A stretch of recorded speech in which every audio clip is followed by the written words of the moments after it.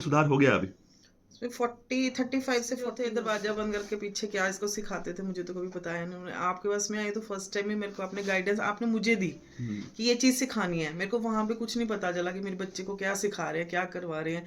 वो मेरे से ही क्वेश्चनिंग करते रहते थे उल्टी ना, आप इसको ऐसे कराओ ऐसे मतलब ये करो। है हम बच्चे को तैयार कर रहे हैं डिफरेंट डिफरेंट माहौल में बिहेव करने के लिए, जी चाहे पड़ोसी हो, चाहे आपके स्कूल हो, चाहे मानसा से ऑलमोस्ट 2-250 किलोमीटर आपकी लड़की 7 से एक महीने तो पहले शी शाई नेचर है और मतलब इंट्रोवर्ट सी थी। और स्टडी का मेन इसका इश्यू 0 या 1 का इसका चलता करके बाद वो एग्जाम में कुछ भी नहीं करती थी। मम्मा मुझे याद नहीं है, मम्मा मुझे याद अगर नहीं आप है। याद कराओगे तो तुरंत याद रहता, तो याद नहीं रहता हाँ, था? याद तो कितनी कर देर लेती तक याद रहता? मतलब काफी, जैसे एक टॉपिक को कराना तो 1 से 1.5 घंटा लग जाता था। और दूसरे बच्चों को कितना टाइम लगता था बेटे उतना टाइम कराने में?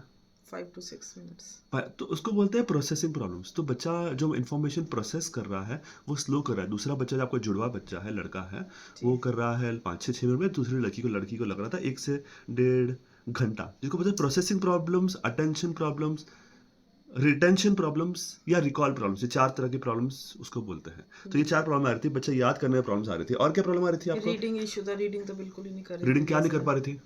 बिल्कुल बेसिक सिंगल अल्फाबेट्स कर सकती थी? हाँ वो तो 2 लेटर अल्फाबेट्स कर सकती थी? 3 लेटर? 3 लेटर कर लेते जो कॉन्टिन्यूस यूज में आ रहे थे तो वो 3 कर टू लेते। लेटर कर सकती है, लेकिन 4 लेटर में आपको डिफिकल्टी आ रही है। तो आपकी मेन प्रॉब्लम्स आ रही थी लर्निंग प्रॉब्लम्स, जिसको बोलते हैं स्पेसिफिक लर्निंग डिसेबिलिटी, जिसमें आपकी reading, writing, comprehension, learning and memory, ये 5 तरह की प्रॉब्लम्स आ रही थी। रीडिंग रीड पढ़ना, राइटिंग लिखना, अंडरस्टैंड करना, मेमोराइज करना और उसे रिकॉल करना, ये 5 तरह की लर्निंग प्रॉब्लम्स आपको आ रही थी शुरुआत में। जैसे हमने ध्यान दिया था, हमने 1.5 महीने पहले असेस किया था, हमारे सबसे मेन प्रॉब्लम आपके अटेंशन की आ रही थी, जो कि अटेंशन लेवल ऑलमोस्ट 50% के आसपास था बड़े बच्चे के हिसाब से। अंडरस्टैंडिंग में 50% था। एक्सप्रेशन ऑफ स्पीच था, वो भी ऑलमोस्ट 3 साल के बच्चे जितना ही था। तो हमने नोटिस किया था कि इसका समझ 3.5-4 साल के बच्चे जितना है।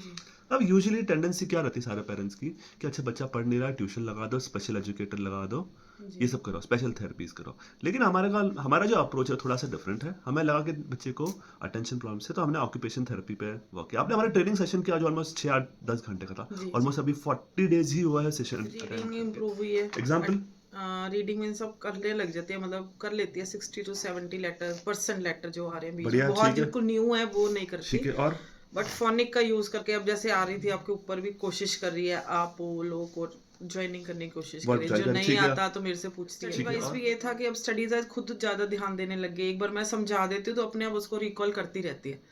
जैसे पहले तो मुझे बार बार खुद बोलना पड़ता था, ये मेरे पीछे बोलती थी। तो पहले लॉस थी, अभी वो थोड़ा सा अटेंशन लेवल बढ़ गया। जी, तो अटेंशन वैसे भी अब जैसे थोड़ा एक्टिव भी हो गई, यहाँ पर भी मतलब सोशल भी होने लगी, अपने आप क्वेश्चनिंग करने लग जाती है, लोगों से पूछने लग जाती चलो है। अच्छी बात है। सोशल अपने बिहेवियर आप पहले कितना बोलने, था? पहले नहीं बोलती थी मेरे को आप बोलो पीछे पीछे छुपके लिए बोल रही है मुझे साइड में।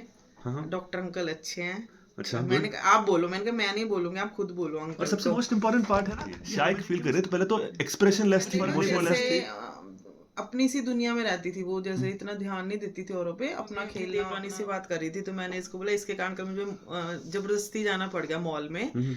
तो साथ साथ मेरे से गुस्सा हो गया कि आपने ऐसे क्यों बोला मम्मा, मेरे कारण गए, आपने तो अपने कारण करी थी। नाम लिया तो मतलब गुस्सा होके दिखा रही है, वो चीज सारा कुछ है इसके अंदर। सुधार कैसे हुआ? इसकी वही थेरेपीज वगैरह मैंने यूज करी है घर में, मतलब बेस ले लिया था आपका, जैसे मैं करवा सकती थी। जैसे हेल्पिंग हैंड बनी हुई है मेरे घर में, हर चीज में मेरी हेल्प कर रही है। ठीक है जी। साथ तो मतलब में थेरेपी आप खुद कर रहे हो? जी। सबसे मोस्ट इंपॉर्टेंट पार्ट यही है। तो पेरेंट्स का टेंडेंसीज क्या रहता है कि नहीं इसको एक ट्यूशन लगा देते, 2 ट्यूशन लगा देते, तो ट्यूशन वाले इतने मेहनत नहीं करते। और देखो अच्छी बात है ना, आप खुद टीचिंग बैकग्राउंड से, आप खुद टीचर हैं, 9, 10, 9, 10 स्टैंडर्ड के बच्चों को सिखाती है, तो ऑब्वियसली आप टीचिंग से अच्छे से कंफर्टेबल हो। तो मेरा पर्पस वही है। तो बहुत से स्कूल्स का यही अप्रोच रहता है कि बच्चा कर नहीं रहा है, उसे स्कूल में एक स्पेशल रूम में डाल दो, स्पेशल एजुकेटर। कब से लगाया? इसका लगाया था 3 या 4 इयर्स की थी तब। Right. 1 month near about 2 month गई थी, पर मुझे नहीं, फिर हमने मानसा में भी लगाया था। फिर? उनका तो मेरे को बिल्कुल फेलियर ही लगा था। देखो रीजन है ना, थेरेपीज क्यों काम नहीं करती। देखो थेरेपीज, कोई भी थेरेपिस्ट आपके बच्चे का सिर्फ आधा 1 घंटा काम करता है जी। बच्चा 24 घंटे आपके साथ है।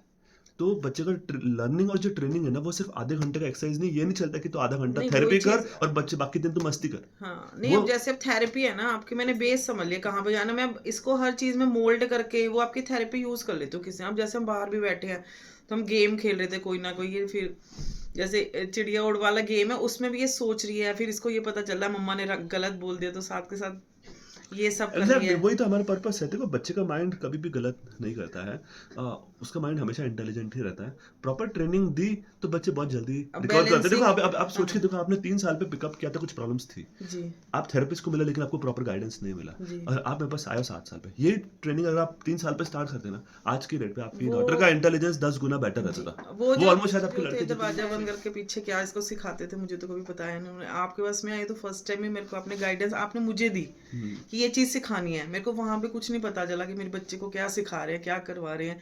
वो मेरे से ही क्वेश्चनिंग करते रहते थे उल्टी ना, आप इसको ऐसे कराओ, मैं ऐसे बहुत करो, आलसी वो हूँ, चीज़। मैं हाँ बहुत आलसी, मैं बच्चे को लेके ज्यादा टाइम बैठ नहीं सकता हूँ, मैं हाँ बहुत जल्दी थक जाता हूँ। मेरी कोशिश ये रहती है मैं आपको सिखा दूँ, आप अपने हाँ, बच्चे को हैंडल करो, वही और आप कि मेरे पास कम से कम आओ। हाँ मैं जी हमेशा कोशिश एक ही रहती है। तो उसका जी फायदा अल्टीमेटली ये है कि आपको ये पता रहना चाहिए कि आप लोग को आपके बच्चे को घर पे कैसे संभालना है, जी हर एक सिचुएशन में। जैसे आपको पता है क्लिनिक में वेटिंग एरिया आधा घंटा है, जी आधा घंटा कैसे संभालना है। Ultimately that is therapy. Therapy जी मतलब एवरी सिचुएशन कैसे हैंडल करनी है, रेस्टोरेंट में कैसे बिहेव कराना है इसको, मॉल में कैसे कंट्रोल करना है, कार में कैसे। ये है हम बच्चे को तैयार कर रहे हैं डिफरेंट डिफरेंट माहौल में बिहेव करने के लिए, जी जी। चाहे पड़ोसी हो, चाहे स्कूल हो, जैसे चाहे प्ले बैलेंसिंग स्कूल वाला हो। भी आपने तो मुझे बोला था, इस वो भी कैसे, अब जिसके दादू दादी जैसे रात को फ्रूट खाते तो मैं ना बाउल डिफरेंट डिफरेंट सेट करके जैसे कहूंगी प्लेट लेकर जाओ, वो बैलेंस करते हुए जा रही है उस चीज को भी।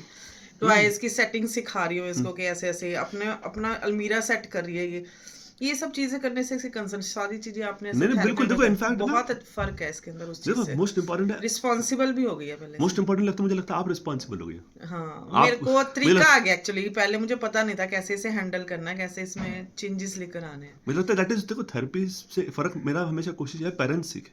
और मुझे लगता है आप पहले अपनी डॉटर को कितने घंटे दे रही थी, आज कितने घंटे दे रही हो? ट्यूशन भी जा रही अब तो ये थी मेरे साथ हाँ ही है। हाँ। फिर रात को मेरा तो घंटा ही मिलता था इसको, 9:15 से 10:15 10:30 तक, यही मेन थेरेपीज टाइम के है। लिए आप लोकल मानसा में जाए थे, कोई और जा रही थी? पहले भटिंडा गए, रोज फिर मानसा मानसा। से भटिंडा कितना दूर है?